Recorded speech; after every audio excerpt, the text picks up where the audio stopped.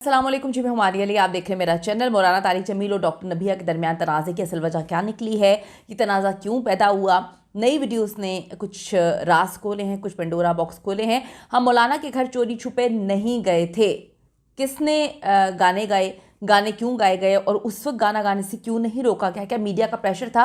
क्या social media के pressure की वजह से जो है वो बाद में मौलाना तारिक जमील के बेटे ने गाने की कहानी दुनिया के सामने रखी? डॉक्टर नबिया ने कुछ हैरानकुन इंकशाफात किए हैं। कौन मौलाना तारिक जमील के घर जाकर डॉक्टर नबिया के खिलाफ जो है वो वीडियोस बनवा रहा है, उनके कान भर रहा है? आज की वीडियो में इस पर बात करते हैं। रिक्वेस्ट है चैनल को सब्सक्राइब करें जी, वीडियो को आखिर तक जरूर मुलाहिजा करेगा। हम किसी की खुशी से खुश नहीं होते, मसला सिर्फ ये है, अगर कोई बस गया है तो हमें तकलीफ शुरू हो जाती है, किसी ने शादी कर ली है तो हमें इस बात पे तकलीफ शुरू हो जाती है।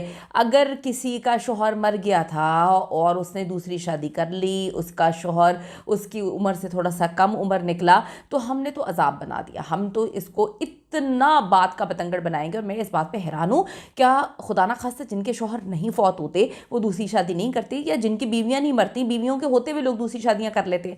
अब क्या पहली बार किसी की जो है वो छोटी उम्र के शख्स से शादी हुई है? अजीब बात है यार। मतलब मुझे तो ये बात समझ नहीं आ रही कि जो लोग कहानियाँ सुना रहे हैं इस्लाम के हवाले से, वो इस बात को क्यों नहीं सोच रहे कि थोड़ा सा लिहाज करें, इस्लाम को भी पढ़ लें, चीज़ों को भी देख लें। हाँ, आप किसी की किसी चीज़ से इख्तलाफ कर सकते हैं, लेकिन किसी की ज़ात पर हमले करना, वो भी इतनी नफरत अंगेज़, वो चीज़ अलग है। अगर आपको कोई चीज़ बुरी लगी है, उस पर बात की जा सकती है, उसको सही तरीके से क्रिटिसिज्म का निशाना बनाया जा सकता है, वो आपका हक है। लेकिन किसी की ज़िंदगी झंझोड़ दो, किसी को कहो कि जी तेरा मियाँ मर गया तो जो जीने का हक नहीं है, तो ये बड़ी गलत बात है। डॉक्टर नबी अली खान और उनके शोहर को ज़िंदगी का नया सफ़र मुबारक, लेकिन फ़िलहाल उन्हें काफ़ी सफ़र करना पड़ रहा है। निकाह के मौके पर भी बड़ी गैदरिंग थी और मीडिया के प्रेजेंस और इंटरव्यूज़ काफ़ी ज़्यादा हो रहे थे। वैसे तो एक निजी तकरीब थी, लेकिन मीडिया के लोगों ने जो वहाँ से तस्वीरें, वीडियोस वगैरह बनाई, उसको फिर सोशल मीडिया पर उन्होंने जंगल की आग की तरह जो है वो फैल जाती हैं। अब शादी हो रही है, इंसान एक्साइटेड बहुत ज़्यादा होता है, चीज़ों का प्रेशर भी होता है। आप जब खुद करने वाले होते हैं तो अगर आपकी स्लिप टंग हो जाती है, स्लिप ऑफ टंग की वजह से हर चीज़ को जो है वो मसला बना लिया जाता है। होता क्या है कि इतने इंटरव्यूज़ की बहुत आदत की वजह से टंग स्लिप होना महाल नहीं है। मौलाना तारिक जमील साहब के साहबजादे ने मजम्मती वीडियो बनाकर मामले को एक नया रुख दिया है। इस वक्त यूसुफ जमील साहब की वीडियो के बाद डॉक्टर नबिया ने भी शदीद रिएक्शन दिया है। अपने वीडियो पैगाम में मौलाना यूसुफ जमील ने कहा कि मौलाना तारिक जमील ने हाल ही में डॉक्टर साहिबा डॉक्टर नबी अली का निकाह पढ़ाया, जिसके दौरान उन पर सख्त तनकीद की जा रही है। उन्होंने वजाहत करते हुए कहा कि मौलाना तारिक जमील इस खातून को जानते तक नहीं। मौलाना के एक दोस्त ने निकाह पढ़ाने की दरख्वास्त की, जिस पर मौलाना इनकार नहीं कर सके, क्योंकि वो अपनी ज़िंदगी में हज़ारों निकाह से पहले जो है वो पढ़वा चुके हैं। जो भी निकाह पढ़वाने की दरख्वास्त लेकर आता है उसको रद्द नहीं करते हैं। बिल्कुल मुनासिब नहीं है, ये शरन इसकी कोई गुंजाइश नहीं है। मौलाना साहब के बेटे का बयान जो मैं सुन रही थी, आप ये ना कहें कि डॉक्टर नबिहा ने जो है वो इस चीज का एहतराम नहीं रखा। आपके घर का तकद्दुस और एहतराम कोई पामाल नहीं हुआ। इसके जवाब में डॉक्टर नबिया खान का कहना है कि मौलाना तारिक जमील मेरे वालिद की तरह है, और बात भी सही है, हम सबके वालिद की ही तरह ही हैं। अब जिसके जहन में गंदगी होगी वो तो उसको गंदी नज़र से ही देखेगा।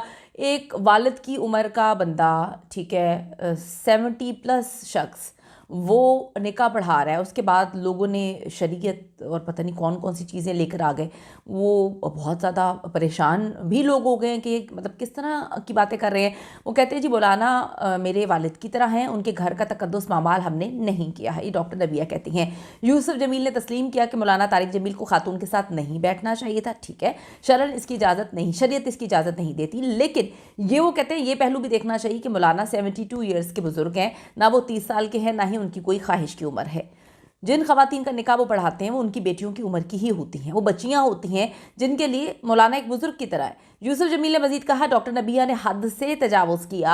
उन्होंने ये ख्याल नहीं किया कि निकाह कौन पढ़ा रहा है, और हमारी रिहाइशगाह के तकद्दुस का भी ख्याल नहीं किया, उनके बेटे कह रहे हैं। जबकि डॉक्टर नबिया का कहना है कि मुझ पर ऐसे इल्ज़ामात मत लगाइए। डॉक्टर नबिया ने यह भी वाज़ेह किया है कि जैसे मौलाना तारिक जमील यूसुफ जमील के वालिद हैं, वो मेरे भी बाप की तरह ही हैं, बाप का दर्जा रखते हैं। यूसुफ जमील ने कहा, मौलाना तारिक जमील एक बड़े बुजुर्ग हैं, उनके घर आने वालों पर लाजिम है कि वो अदब और एहतराम को जो है मद्देनज़र रखे। निकाह के मौके पर वीडियो वीडियोस बनाई गई जिनमें गाने भी शामिल थे। खुशी मनाने पर कोई पाबंदी नहीं, लेकिन ये ज़रूर देखना चाहिए कि किस शख्सियत के घर में आप मौजूद हैं, ये उनका कहना था। उन्होंने अफसोस जाहिर किया कि इस वाक़े के बाद मौलाना पे इंतहाई नेगेटिव जो है रद्द-ए-अमल का सामना करना पड़ा है। उनको लोग वीडियोज़ और पैगामात भेज रहे हैं मौलाना को, जिसका दबाव मौलाना को इस वक्त बर्दाश्त करना पड़ रहा है।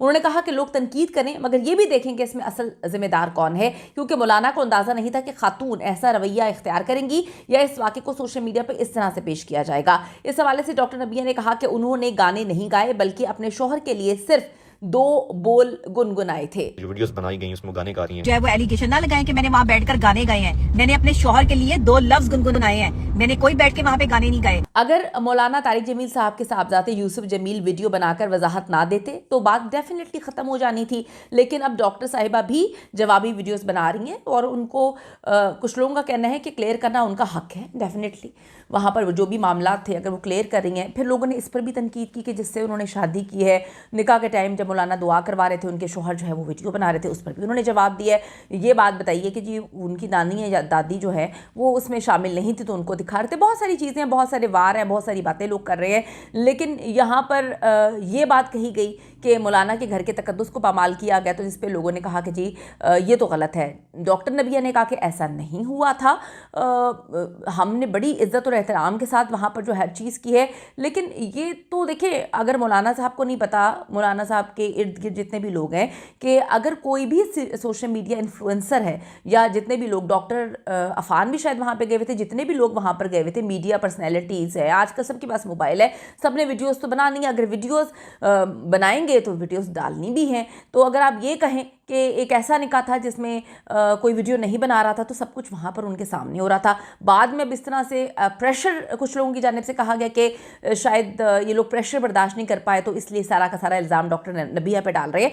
आपका क्या ओपिनियन है, आपका क्या मानना है कि इसमें क्या सारा कसूर डॉक्टर नबिया का है, या जो मौलाना तारिक जमील के घर में जो लोग मौजूद थे उनको अगर अजीब लग रहा था, अगर कुछ भी उनको अजीब लग रहा था कि वीडियो नहीं बननी चाहिए या तकद्दुस पामाल हो रहा है, तो उनको उसी वक्त जो है वो रोक देना चाहिए था। आप बताएं, आप जो है इसमें क्या सिर्फ डॉक्टर नबिया का कसूर है या सब ही कसूरवार हैं, सिर्फ मुर्दे इल्ज़ाम उसको ठहराया जा रहा है, क्योंकि हर चीज़ पे तो उन पे तनकीद की जा रही है। कीमती राय ज़रूर दीजिएगा। आखिर में सिर्फ ये कहूँगी, लोगों की खुशियों में खुश होना सीखिए। खुदा के लिए अल्लाह ताला ने उनको ज़िंदगी में दूसरा मौका दिया है, तो उनको खुश रहने दीजिए, उनको मुबारकबाद दें, ना कि उनके मुंह से निकली हुई बातें करोड़ों लाखों, इससे क्या फ़र्क पड़ता है। दुआ दें कि अल्लाह ताला ने उनकी ज़िंदगी में जो है एक नई शुरुआत की है, तो हम किसी के लिए अच्छा सोचेंगे या अच्छा करेंगे तो हमारे साथ भी वही होगा। See you in the next video.